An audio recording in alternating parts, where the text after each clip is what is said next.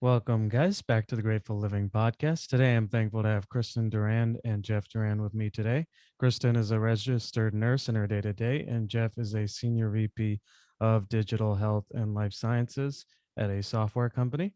In January of 2016, Jeff and Christine's daughter, Meg, unfortunately passed away from a mental health battle.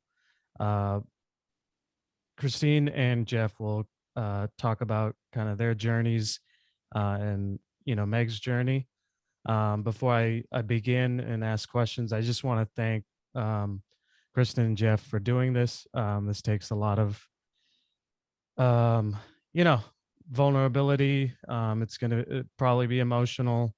Um, and, hopefully the ultimate goal is to continue to destigmatize, continue to, you know, live with the spirits of the people we've lost and hopefully prevent others from feeling the way we do by doing that. Um, and yeah, as I said, there may be pauses, there may be crying. I want to give you guys that time if you need it. If you need a break, just let me know. And then again, if you don't want to answer anything, you can say so as well. Kristen and Jeff, thank you so much for joining me. You're welcome, You're Arnie. welcome. Thank you.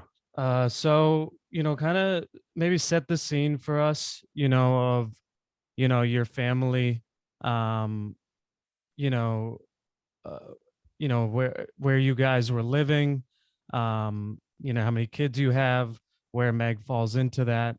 Just kind of set it, maybe the scene for the starting of your family. Sure. We're the parents of four daughters, and at the time we lost Megan, Megan was 20 years old. She was a sophomore at High Point University, and we had a daughter 3 years older that graduated from Villanova, and then a junior and senior in high school. So we had four girls in 7 years.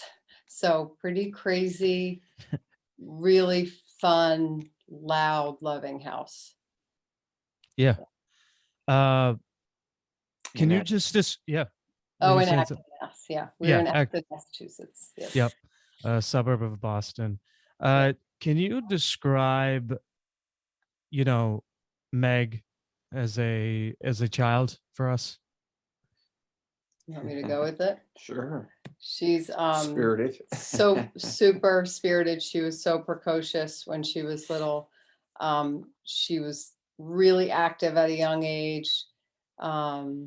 She'd dig her heels in to get her own way. She knew what she wanted, but she truly, from the time she was born, lived every emotion to the fullest. So if she was mad, she was mad. If she was having a great time, she was having the best time of everyone, and really just she was charismatic.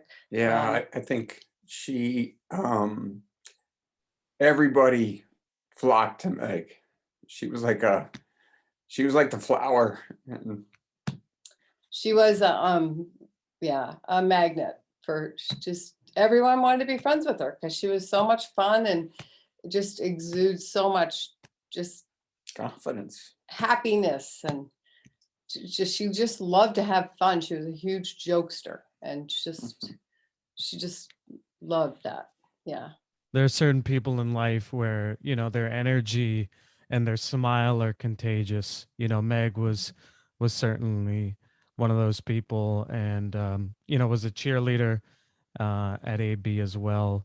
So you could definitely see her on Friday nights at the football games. Yeah. Uh, I guess not to go right into it, but maybe do you remember maybe the first time you maybe thought she was dealing with mental health issues?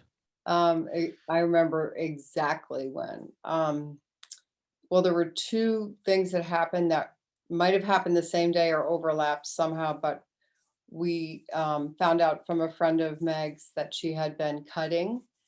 And I'm not sure if we approached her first or she came to us that day, and it was just around the same time, but she wrote us a letter and just said, "I don't know what's wrong with me. I'm hopeless." basically. Yeah. That's how it started. And that was ninth grade. She was in ninth grade. Yeah. I guess what at that time, how did you approach the situation? Did a lot Uh, of reading. yeah, well, definitely that. But I mean, I did. I'm a nurse. I have a psychology minor. Called her pediatrician, got her into a therapist, went to see the guidance counselor, talked to her every day. You can tell us anything. We're here for you. Anything. You want to change schools, I mean, we put it all out there and followed her lead a lot. Yeah, I think we did a good job of saying, don't do that, right? It was more as we learned that self-harm it's an escape, it's a coping mechanism. How do you avoid that? How do you have other coping mechanisms? And it took us a long time to figure out how to cope. Yeah. How was that initial period of, going to therapy, and how Oh, did she respond? You fought it. she hated it. Okay. It was torture. She said, and that's another part of the issue with mental health is for every outstanding therapist out there, there's probably 10 people that just hang a sign. And she said, Mom, if one more person says to me, how does that make you feel? Or she's like, why would I be here if I felt good?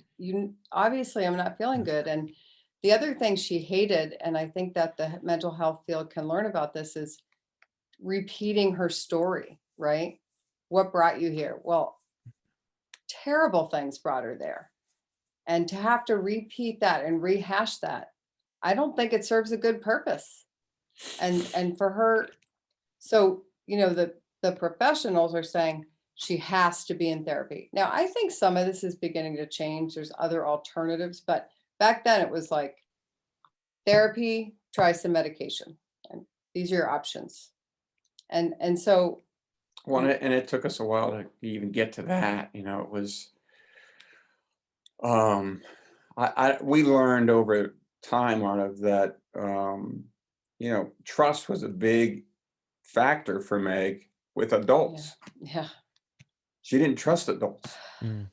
And she had good reason not to. The first major thing that she trusted us with was some intense bullying that was going on at the high school. And she begged us not to tell her guidance counselor, who was our older daughter's guidance counselor and who she loved and had a good relationship with and who we loved and respected very much. But we knew we had to tell him. And so we did. And I think he followed all the proper channels. But lo and behold, things kind of died down for a couple months, and then it started up with a vengeance online. We had our house egged and toilet papered, and someone When a bomb. we put had in a our mailbox. homemade bomb was in our mailbox. Oh man. So they were boys.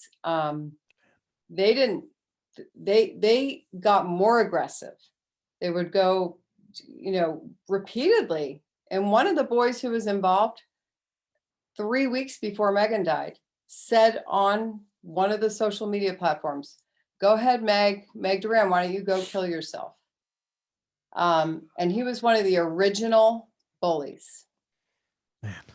So it wasn't, and then she didn't come back and tell us that, we knew those things had happened, but of course we're like, Meg, it's not you, these boys we're just trying to do the adult thing. Ignore it. We'll go back to, by the time we went back to the guidance counselor, I don't know, it probably took another year. And then they brought the police in, and then it, for the most part, stopped. That kind of behind the scenes online thing kept coming up here and there, but the brunt of it stopped at school, at least, which was a relief to Meg.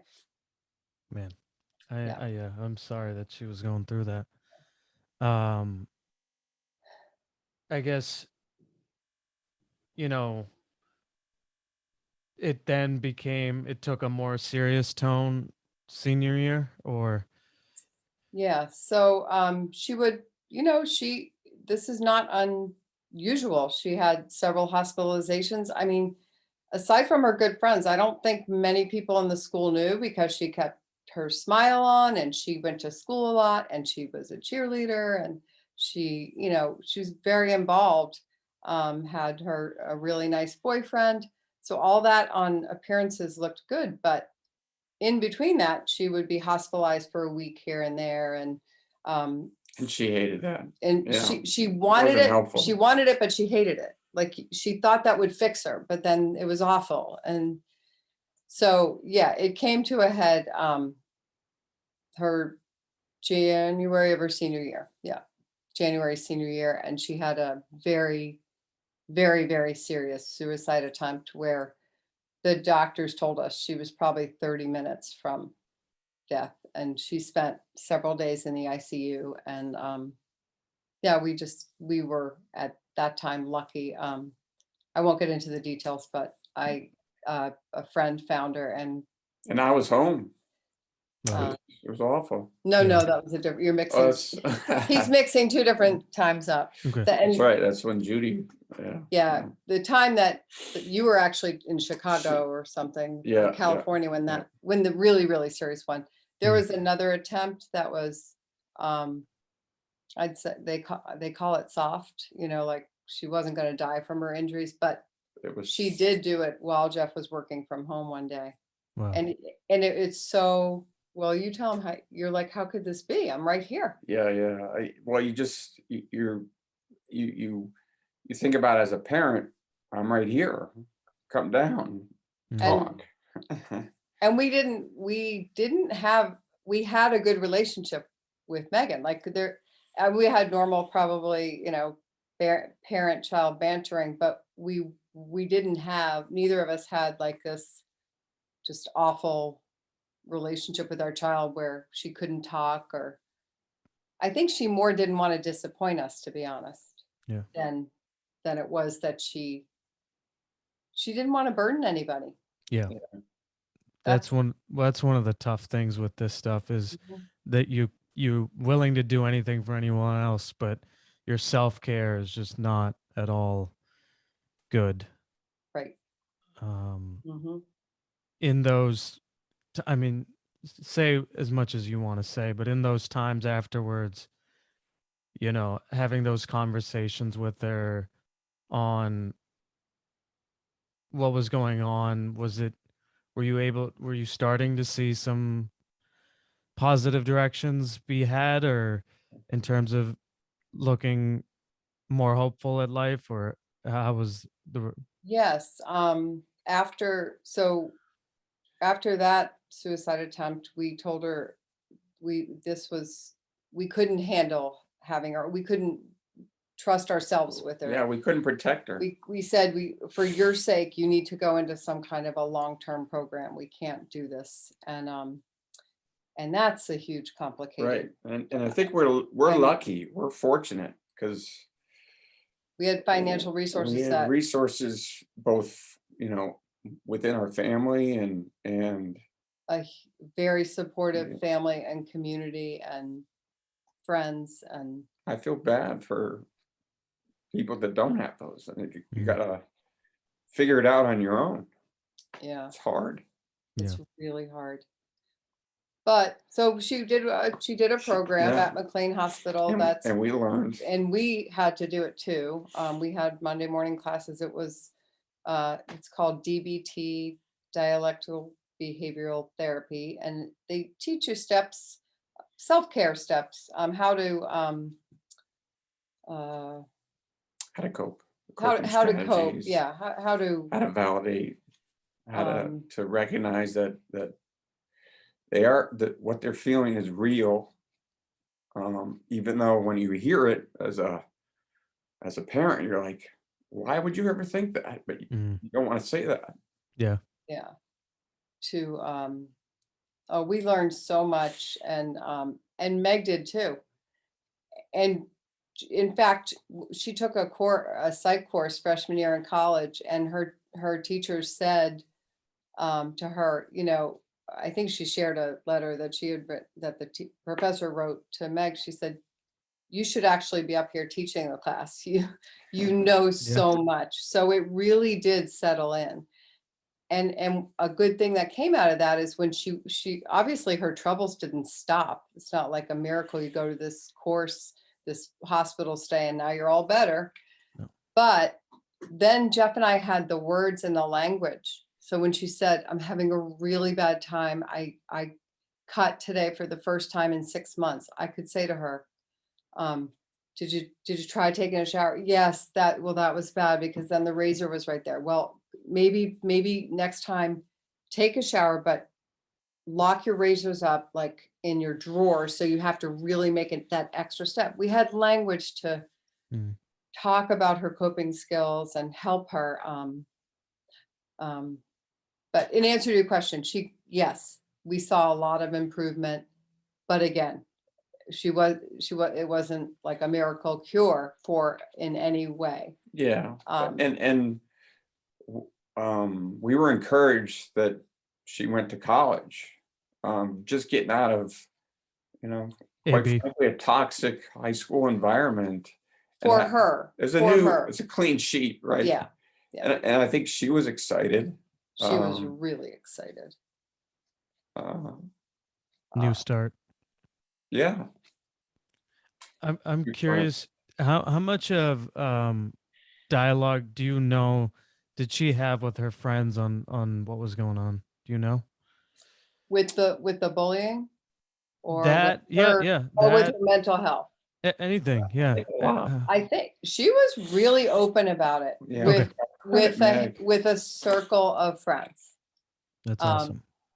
and she had definitely had a dialogue with some of her friends, with a good group, really supportive group of friends. And I also found out afterwards and saw a little myself that if she ever saw someone younger being picked on or thought they were having a bad day, I mean, she just scooped those kids up and she knew how everything she learned, she knew how to give to someone else. She Mm. couldn't do Do it it herself as herself. well. Yeah. She couldn't do that. Yeah. So Yeah. Um, I guess do you want to then go to her sophomore year then?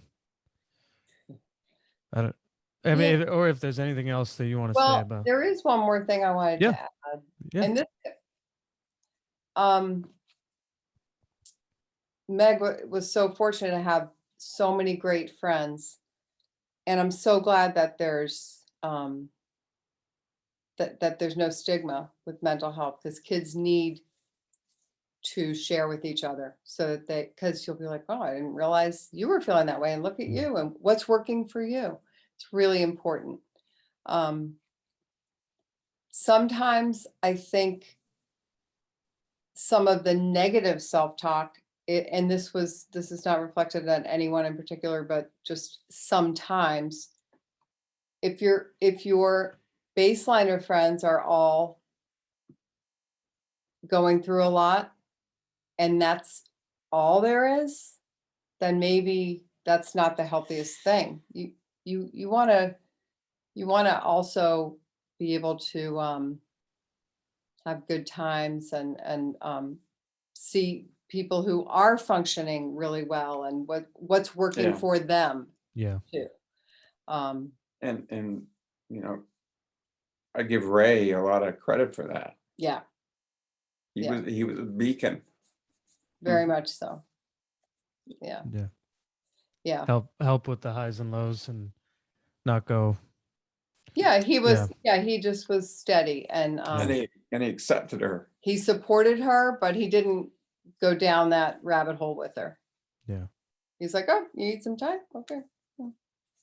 And Yeah. which is how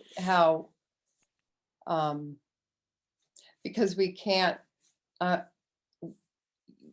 one thing that's not helpful is you have to validate the pain and all of it, but you also, as the friend and the parent, the caretaker, you can't go down that rabbit hole with them. It's not helpful. Mm. And you can't fix it. They So- have to fix it. So the best thing you can be is that beacon of love and support, and I'm here. Yeah, and you provided all the resources that you could, you know, and that was a lot. Yeah, but So you had mentioned sophomore year. So yeah, so freshman year was great. That summer when she came home, I thought was good. She was really looking forward to going back to school. I think probably my gut instinct was that she was more troubled than she was letting on. And again, we had a good open dialogue, but with her history, she wasn't really someone who's like, yeah, I'm having a really bad time or anything like that. So she went off to sophomore year, and long story short, started dating a guy who wasn't good for her. He was at a minimum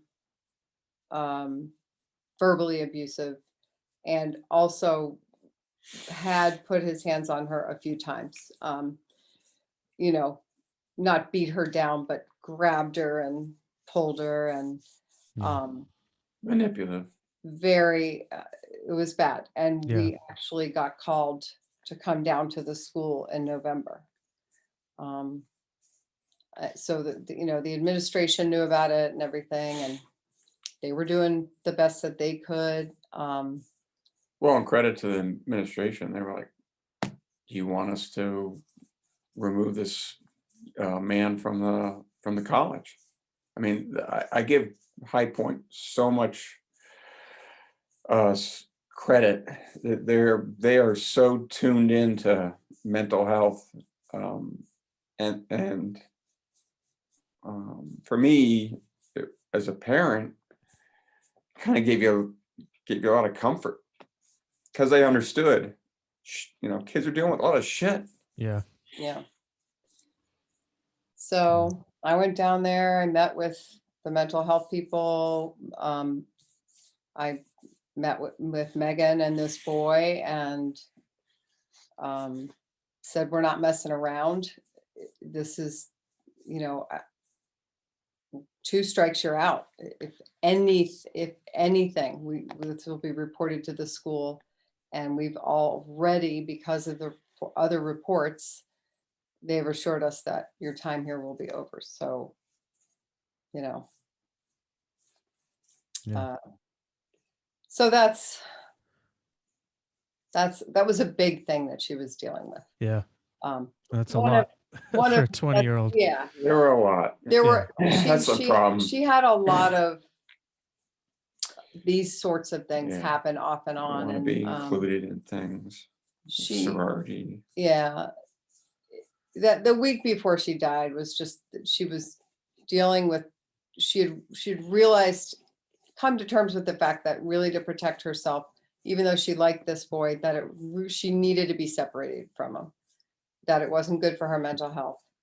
At the same time, had, you know, rushed sorority, and she, you know, she had done her darndest to get up to a 2.9 because she had to have a 3.0 to get into the sorority. And so all the sororities told her, they wanted her, but they have pretty strict rules that you had to have a 3.0, and she just didn't quite have it.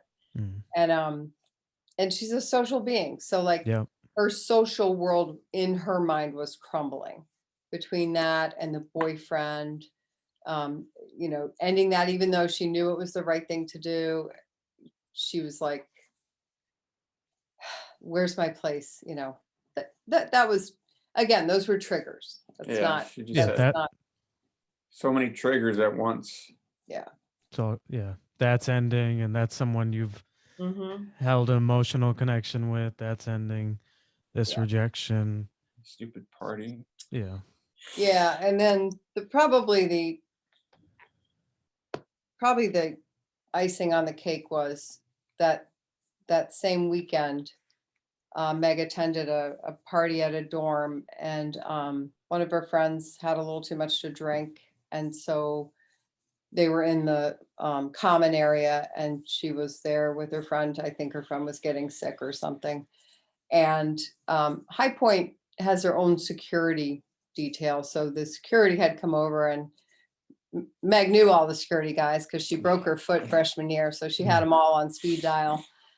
She had a good rapport with them. Yeah. This gentleman was helping out, and on weekends, they also have one policeman from the area just kind of on backup. Well, he somehow wanders onto the scene and starts kind of saying, you need to get out of here, to Meg. And Megan, being the assertive young lady that she was, said, well, I'm not leaving my friend. And they were writing her friend up for a ticket to say, underage drinking. She was getting in trouble. Meg was not. Yeah. And they were letting her go back to her dorm room. And they said to Meg, you need to go. And she said, well, I'm just going to wait for my friend. I'm not leaving her. And so the policeman noticed the scars on Meg's arm and said, are you suicidal? And Meg said, this is the story she told me. I'm relaying. Yeah, I am. Right. No, these are old. Well, are you? Because if you are, you have two choices. You're going to jail or you're going to a psych hospital. Which do you want to do? And she was like, I'm not doing either of those things. And to which he said, yes, you are. Became a standoff. And she was arrested for disorderly conduct. She was arrested. They Wow. took her by her hands and her feet. She had bruises on her wrists, on her face. And she even went back and asked anyone who was around. She didn't resist. She just was saying, what are you doing? How did this turn into me going to jail? Yeah. Well, and she refused to go to the hospital, Arnav, because she knew what that might entail. You know what that entails. And so she's like, all right. So she called me. It was 1 a.m. before cell phones. Well, I had a cell phone, but she called on our home phone. I didn't have my cell phone at the bedside anyway. And she's like, hysterical, Mom, I'm in jail. They put me here because I was helping my friend, and I said I wouldn't go to the hospital. And she's like so upset. Yeah. And she said, they made me take all my clothes off. I mean, it was awful. It was awful. Demeaning. Completely demeaning, like she was a common criminal. And that was a trigger. And then the little person on the jail, it's like an old-fashioned North Carolina, jail. And it comes on and says, you need to put your credit card in, or this call is going to be, it's going to end. I didn't have a credit card. And so it ended. So I called the jail right back.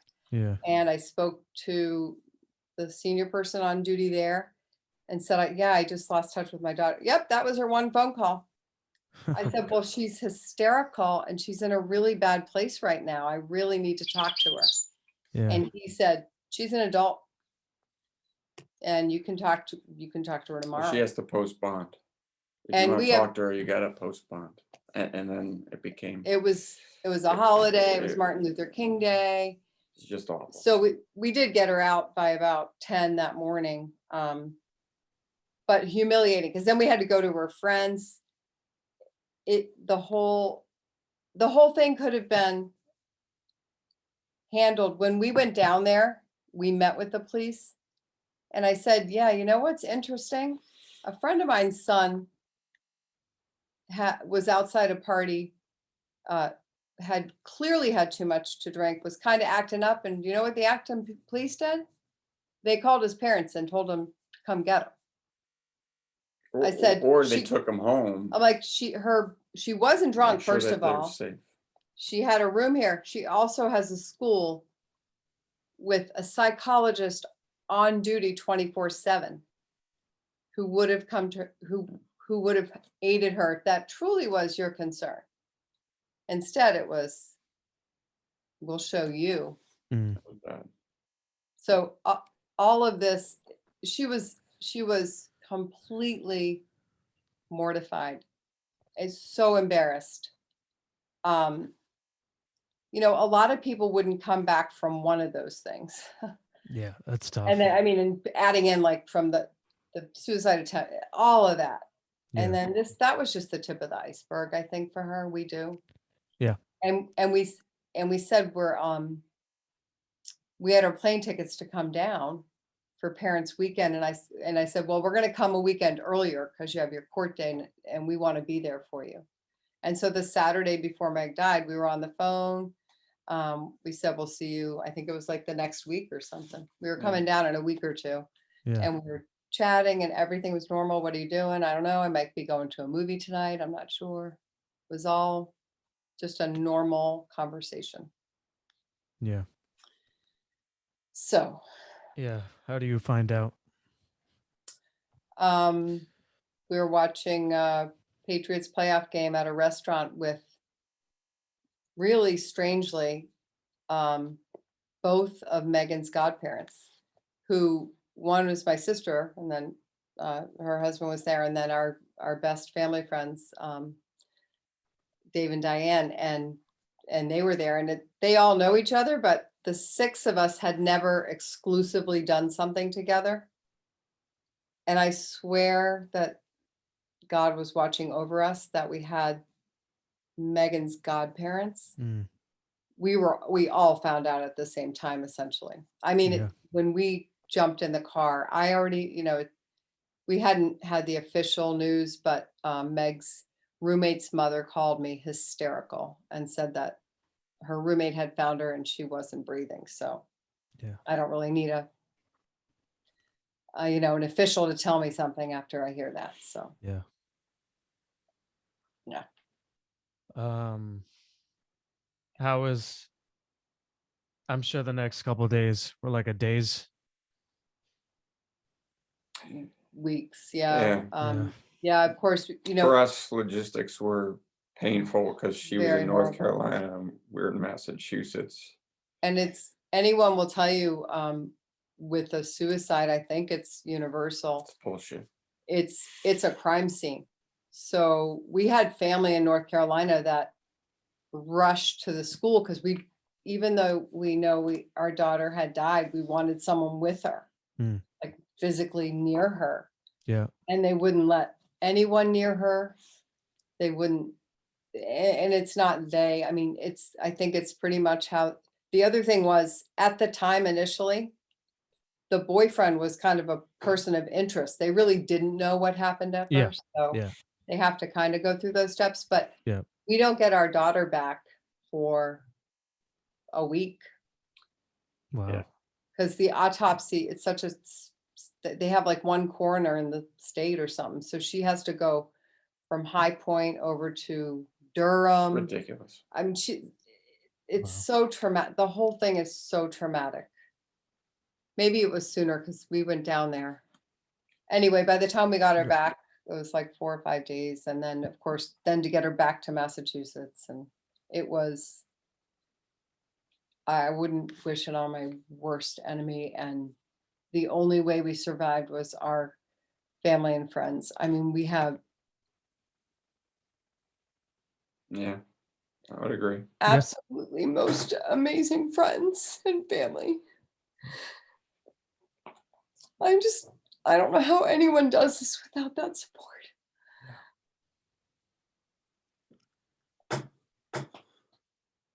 Yeah. And you know, obviously you have 3 daughters, so you're also having to be a rock for them and not necessarily process your emotions either, you know. I actually was so thankful I had 3 other kids because that gave me so much will to live, honestly. That for sure. Yeah. We had to, and we had to work through a lot with our kids after that too. Yeah. That's There's a lot of Meg took a lot of time. yeah. And you don't see it in the moment. But our two younger daughters, They suffered a lot. yeah. That's their older sister. And we've apologized to them for not being there. And at the same time, knowing we had to be with Meg during those years. I'm not sure I would have done too many things differently. Definitely would have given them some more TLC, not gonna lie. But we were, you're I think anyone with more than one child, you're dealing with what's in your face, and Meg was in our face a lot. So, so that's what we were dealing with for 4 years, for sure. Well, more than that, but intensely for 4 years. Yeah. So. A lot of ripples. Yeah.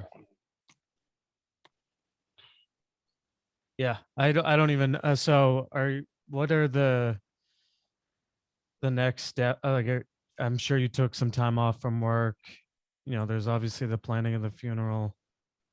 There were, yeah, we had help with that too. And I credit Jeff because I was in a complete fog, and Jeff was able to do the administrative stuff. And you probably don't even remember. I don't even know what I did. He's a Navy guy, so he's used to working under pressure. So he handled a lot of that. I mean, we also had supportive friends that like met with church people kind of ahead of time, and then we did. And we had so many good people. Her former therapist at McLean lost her brother tragically and traumatically. So she was able to explain some of the nuances of not only losing your child, but losing your child in a kind of violent way. And that just adds so much to how you celebrate their life and how you grieve, and how it's just so many more things are involved. But Jeff and I kind of just took turns. We didn't discuss it, but somehow we both decided that only one of us could be falling apart at a time. And so if we were both started, then it was, we held hands, and it was like, tag, you're it. And then that person had to be the comforter, and the other one was the sobber. And then I sobbed a lot. I'll tell you what, I mean, we've heard that the statistics show that a lot of people that lose a child the marriages don't survive. And I'm not gonna lie that wasn't on my mind. And I said, I will not let that happen. Well, and I wasn't worried about it. You always say that, but I'm just saying you have to. No, I get it. It's traumatic for you guys too. We could have easily started. Yeah, because we fighting game. Like, why were you traveling so much? Well, why, Kristen, I thought you had this under control. You were taking her to therapist. We could have gone down some other road, or we could have. We're stronger. We're stronger. We're strong. And you did everything in your power. And we had that comfort. That was a comfort. We didn't have regrets. I mean, you have regrets, but if you look at it objectively, we didn't have regrets. We felt like, holy cow, we wanted to prevent it, but aside from locking her in a room until she was 25, I mean, there's nothing else we could have done. And And she would be the first person, I am sure, to tell you that. Because Meg loved her family. She loved her family so much. And we knew that she loved us. There was no, I think there's this like, some people just assume that kids who get addicted to drugs or die by suicide or struggle with deep mental health issues, they just assume automatically that, well, there must be some deep, dark family secret, or there's, there wasn't that. And we're not perfect parents, but we had, Yeah. she had a normal She- normal upbringing. She knew she was loved. That gives me comfort too. Yeah. We never, ever didn't, she knew, not just by saying I love you, by our actions. She 100% knew she was loved. And those things give us comfort. Yeah. And as I said to you guys before we started recording, as someone who's been in this position, it's really not about that. It's the pain is just so much. Obviously Meg and I had different battles, but the pain is so much. It's almost like just in life how, I mean, I guess especially for people that deal with mental health troubles, you focus on the negative so much more than you do the positive. It's just you can't ever, and obviously your mind's not thinking rationally. You're feeling a lot of pain. There's been things that have built up over time. And then obviously from what you guys had said, there were a lot of things happening right at that moment, within that past whatever 2 months or whatever time period that becomes so much So that you're overwhelming. like you just want the pain to end. Right. And Meg said that. And It's a great TEDx. I couldn't tell you who gave it, but it was an individual that attempted suicide 3 times, and he kind of exposed just how deep the hole is. And his message was, it's easier to die than to live. Yeah. You just don't see yourself it getting any better. So that's why you feel that way, is that at least now doing this, the pain ends. Right. And Right. it's tough for family members and best friends and people like that, Yeah. but it was never, if Well, anything, I would say you guys are the people that kept her alive. You know what I'm saying? Because you guys were the positives. There were so many of these things that were coming down on her as negatives. The only things that were good for her were probably her best friends, her family, whatever, was going positively with, extracurriculars or whatever. Those are the things that keep you alive, and What Blaise Aguirre's very well-known and respected psychologist, was one of Meg's psychiatrists. Oh, he's gonna kill me if he watches this. I always get him mixed up. yeah. Regardless, he's a psychiatrist at McLean, and he said a lot of these adolescents and young adults who have this incredible pain, he said he compared it to telling these young kids who are in their 18s, 14 to 20 or what, okay, you have this, you're having open heart surgery. It's going to hurt like hell. It's going to hurt so badly. You're going to have stitches. And some days you're going to be okay. You might only need a Motrin or something. But a lot of the days it's just going to kill. But if you can hang in there till you're 25, I'm 90% sure you're going to be fine. And that's what you're telling me, that yes, they have a good chance, because mental health is treatable.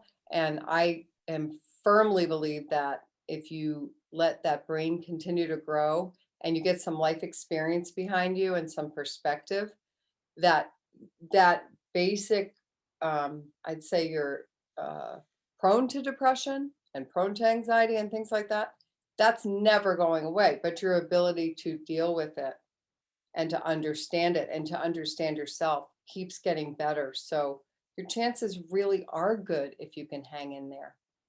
100%. But it's a lot to ask for these kids because their pain is real. Yeah. And yeah, Yeah. unfortunately, it often becomes an impulsive decision Right. based off of one Always. bad night, Yep. and Almost always. that's the tough part, Yep. it's just, Yeah. you know, Yeah. um, I have some more general advice questions, but I mean, I guess, is there anything that you want to talk about, to, a parent out there that maybe has lost a child, or how we're what I guess for you, I mean, everybody grieves differently. Was there a part where you had to go through guilt versus, there's guilt, there's mourning, there's so I'll, many things I'll, going on.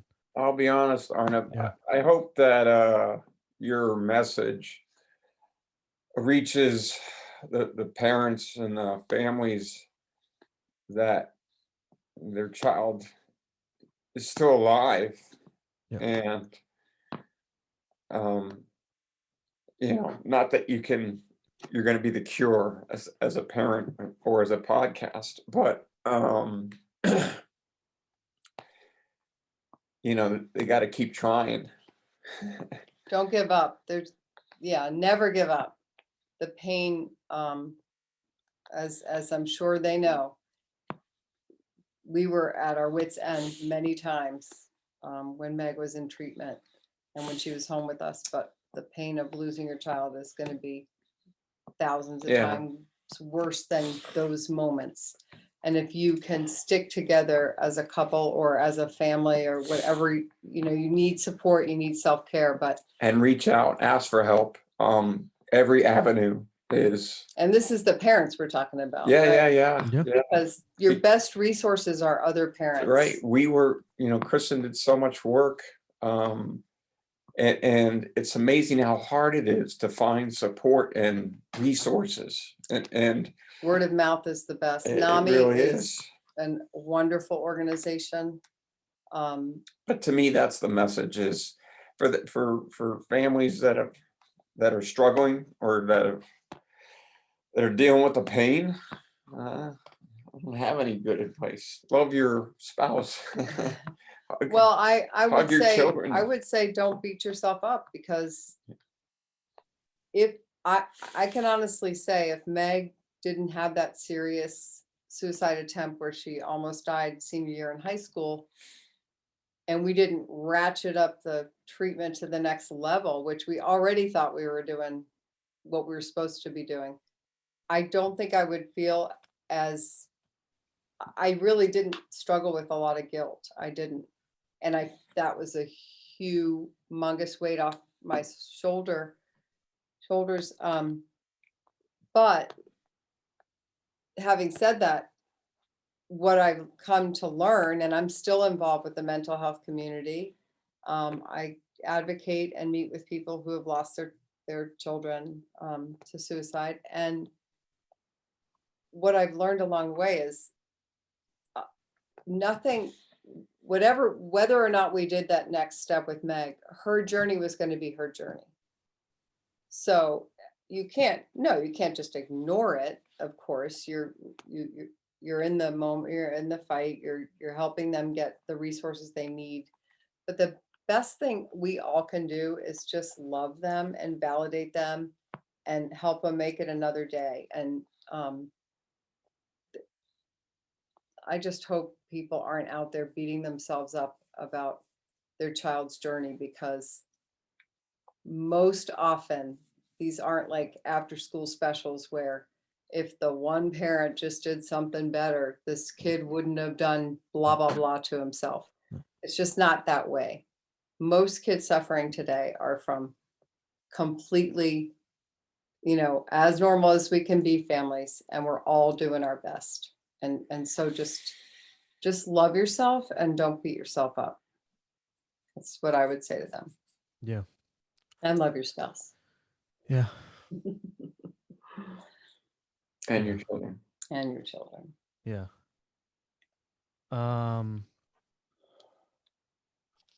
I guess for people trying to support someone like in your position,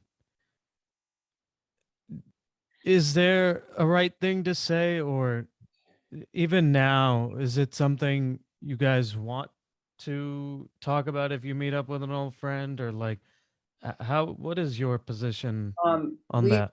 we want and love for people to talk about Meg. We embrace it. We talk about her most days. And at first it's really hard because every single time you think or talk about her, you end up in tears. And but there's really not too many things someone could, people are uncomfortable and they'll say, well, I don't want to bring this up. And you're not bringing anything up. It's like a running movie right back here that never, ever ends. My Megan, my little Meggie, ever since she was a little baby, all those special memories, it's running 24/7 right back here. And my heart broke, and it's like, there's a part of it that will never, ever heal. But that we want to talk about her. That doesn't change anything. We love pictures. We love movies, everything. stories. It's comforting. Yes.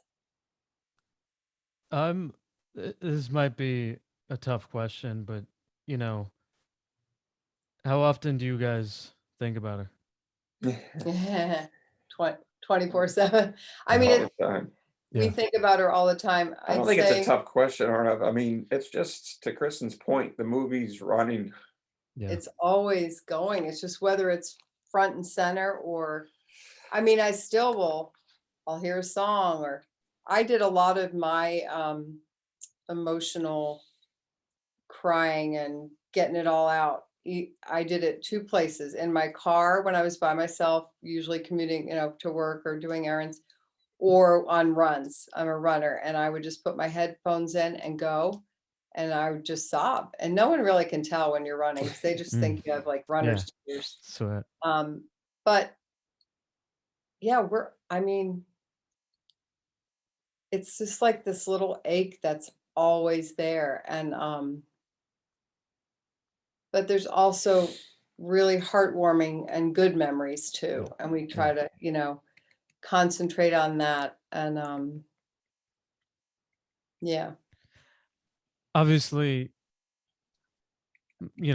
I've lost friends of mine, and so it's a different relationship, but I'm curious, that bittersweet aspect, have you guys found any, like, I've tried, and this is a selfish question, but I've tried so hard to focus on the positives and then the memory.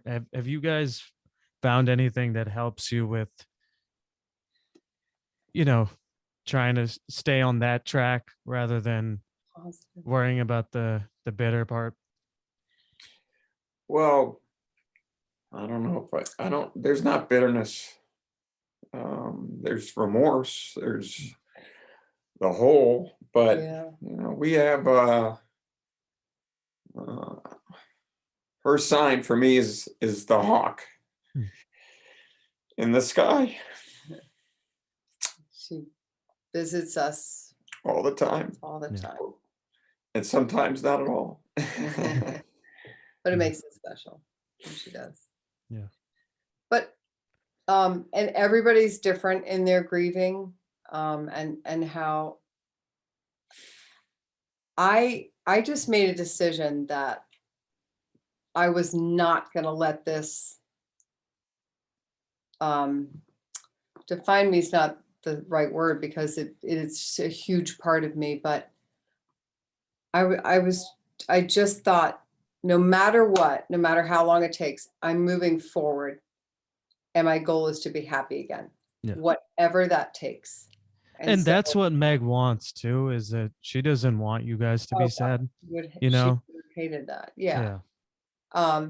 So for me, it was, I made a conscious decision. I mean, we could go into so much detail about the early months and weeks of grieving and all that, which were absolutely awful. But at some point, I Googled how long does it take to grieve, losing a child. And I read that, minimally it takes a year or something. And I'm like, I'm doing it in 9 months. I'm going for 9 months because I wanted the pain to go away. Yeah. Yeah. You can't make the pain go away. But we kept super busy. I said to our friends that they were around our house for 2 weeks. Every 24/7, our house was filled with so much love and tenderness and laughter and company. And I knew they were going away because that's what has to happen. Everybody has to go back to work. And I looked them all in the eye and I said, don't you dare leave us. Don't. And we had a year of, and this wouldn't work for everyone, but went to people's homes for dinner. We went out to dinner. They brought us dinner and sat down and had dinner with us. It just brings a sense of normalcy. I had a friend group that I get together with every year for a ladies trip decided to go to Puerto Rico. And one of our friends generously, basically, funded a good portion of that trip. And it was so, I was still in very deep pain. It had only been 4 or 5 months and I was in very deep pain. And I remember standing out on the deck and thinking, surrounding by nature, which is helpful to me too. We did a lot of walks in the woods with our dogs. And I thought, well, I could be in this much pain in Acton, or I could be in this much pain surrounded by 6 of my best friends in the world in the tropics. I mean, and we were very fortunate that we had these experiences. We had a family trip planned to Germany already. Megan was supposed to come and we went through with that. And we called them, we had a couple of things. We said it's the year of distraction.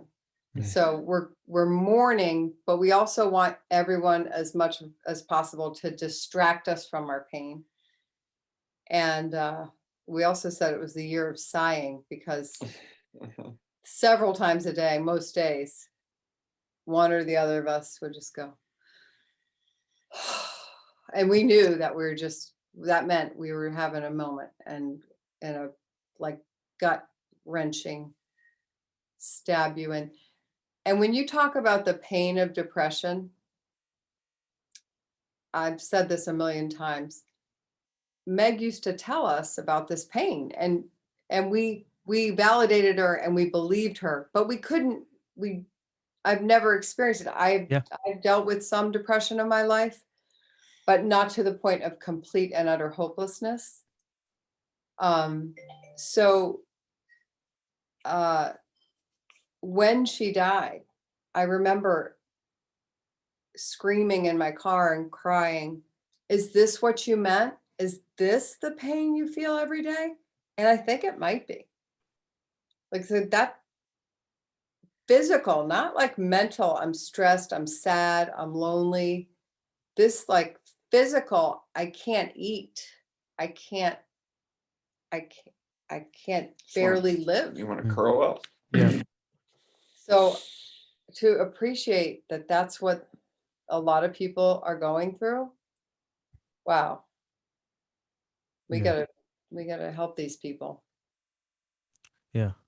I want to end on some like positive or funny stories of Meg that you can share with us and to the listeners so they can feel her spirit. Before I do that, is there anything else that you guys would like to say about, this whole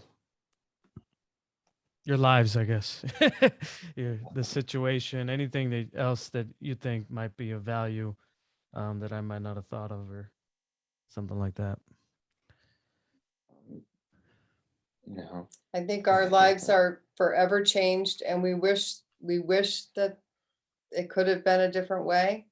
But this is our new normal. It has been now for many years, and we've been blessed with a granddaughter, and life Congratulations. life can and does get better. You have to be open to it, That's a good point. and embrace the good. Everybody's struggling, not just with mental health. There's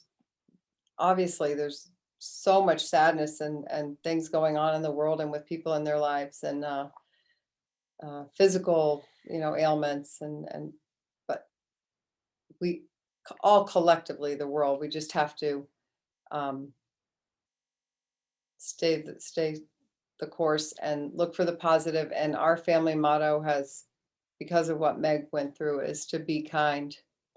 And so that's always our message, I'd say. Be kind. Yeah.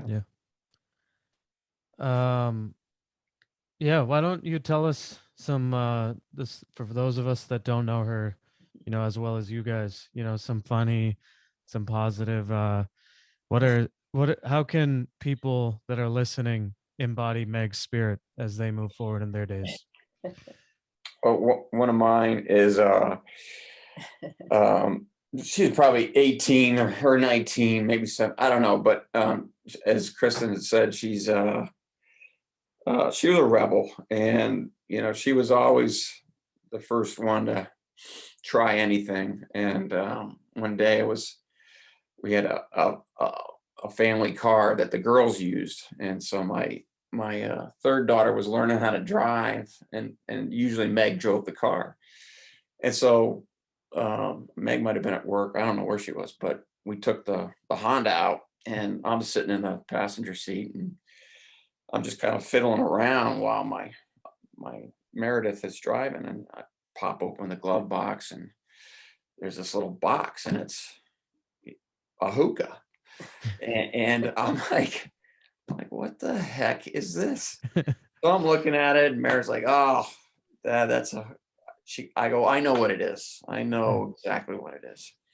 So I promptly, after our little driving test or driving practice is over, I take the hookah and I throw it out. I think I take it to the town dump, and it's gone.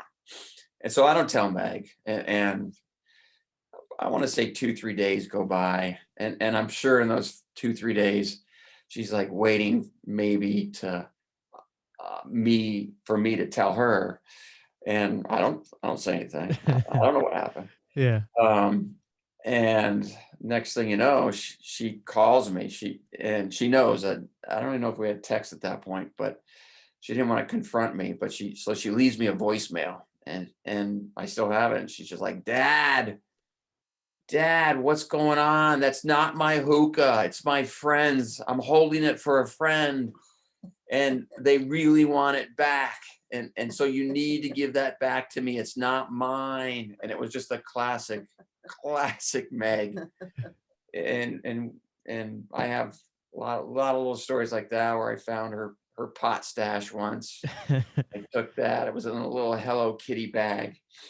And we would tease her, and all in good fun, I think. And I know she always took it the right way, but it was the kind of thing where it was my way as a dad to just kind of tweak her a little bit and say, you're not going to get away with everything. There's every now and then we're going to find something that you did. Yeah. So I have a funny story that we I think we found out that she had her our house was always the house that everybody was sleeping over with all the girls. And so we found out somehow, some way, that Megan and her friends had snuck out one night, and they were probably only in like 9th or 10th grade, maybe. I think 10th grade. And so I decide, okay, everyone's going to bed. Yep, we're all there. We have sleeping bags everywhere. Who knows where they were sleeping, in the basement, their bedrooms, they had plenty of room. And so I go to we didn't have a mud room, but our garage door, we were kind of a shoes off, unofficially a shoes off house, for at least for the kids. So I went and I lined up all the shoes just right. So I had a feeling. So anyway, next morning comes, they're all in bed, the shoes are all cockamamie. And so I just, again, we don't say anything. Her friends get up, we make breakfast, I don't know, bacon and eggs, whatever. And I said, so where were you guys last night? And they're all like, what do you mean? I'm like, Yeah. how many times have I told you I have eyes all over this town? They're like, what? How did you know? I'm like, I am not giving away my sources, but you're grounded. Yeah. That's funny. She was always pushing the edge. She was, that was what made her great. She had Yeah. that just devil may care attitude. We had the best Christmas time, and then we went on our best family vacation ever to Key West for a week, right after Christmas, before Meg died. And we're also thankful for those memories. But she was the life of the party, and she was, we didn't really fight when she was a teenager, but we didn't talk a lot because I think she knew she and I are a lot alike, and I think she didn't want to have the fight, so she just didn't have the fight. And we kind of muddled around it, but there was tension, right? So we had gotten beyond that, and now we're like, we're kind of coming out of it, and we're talking like more like adults, and more on a friend level than a parent. And it was just right there. I could, Yeah. Yeah. I could see it. I could see it. Well, and you saw it, Arno. I mean, just at the funeral, Yeah. just I was shocked at how many people showed up. It's amazing. Yeah. No, if there was one thing that you knew about her, she would smile and say hi to you no matter, what. And that was a great quality. And even, doing my research for this, I went back on her old Facebook, and I mean, you can't even, it takes you like an hour to go back to 2016, because it's just like there's posts from 2017, 2018, 2019, 2020 of friends, and people making blog posts, people saying, videos, and um, it's incredible to see, the number of people and the depth of her love and how it touched so many people. That's an amazing quality, you know, um, And I for think she helped some of those people. Yeah, she did. We had a good friend of hers. I know she helped Allie. Yeah, very good friend of hers that she met at when she was in treatment is still a good friend of ours now, and we spent some time with her this summer, and she said, I candidly asked her, you and Meg were both in the depths of this, like different reasons, but same depths. How did, like, because I want to know, like you, Arnav, what's the magic? I want to know, because you got to tell everybody. Yeah. And she said, seriously? And she got pretty emotional. She said, kind of Megan. And she shared a story with me that I'm not comfortable sharing. That's their private memory. But Yeah. I think that sometimes even though these kids that suffer, and young adults that suffer, and all people that suffer, yes, we validate, yes, their pain is real. All those things are true. But maybe when you see someone you're super close to actually go through with that impulsive thought, and you see the world around that person crumbling, maybe it gives you pause to go another day, Yeah. a week, and to know that you're loved. And right now, that friend that shared that is happy Mm. and thriving. Yeah. And so That's good. that Yeah. also, it gives us some hope, and that maybe Meg didn't die in vain. No, not at all. Not at all. So No. yeah. She spread love wherever she was. Yeah. Well, Jeff and Kristen, I just want to thank you guys a million times over um, for coming on here and sharing your experience. Sorry. Sorry. It's no. It's a very tough thing to talk about, and I really appreciate your vulnerability, um, and wanting to share Meg's story, your stories, you know, what you learned, how, the advice you can give to others, and most importantly, to just continue to destigmatize, and continue to have these conversations and make sure, if we can, to prevent anyone from feeling the way we do, and making sure anybody out there dealing with issues realizes they're not crazy, and you can gain the tools, and the coping mechanisms, and you know um and I think you guys even said that, like, she had built those up, and that was the great part. It's just, the timing of three major things happening, Mhm. in a short period of time. So It's tough, but I think, to your credit, to her credit, to everybody's credit, she had built up um a good amount, and was, in her second year, and um had it not been for some of those dominoes, she would may still be here, but yeah. I think no one knows for sure, but she was on the right path, and yeah, and those things happened, and yeah, I think it had a big impact on her. I agree. Yeah. Yeah. Well, and credit to you, Arnav, I for know. this series. I'm sure it'd be easy. Dealing No, with sadness.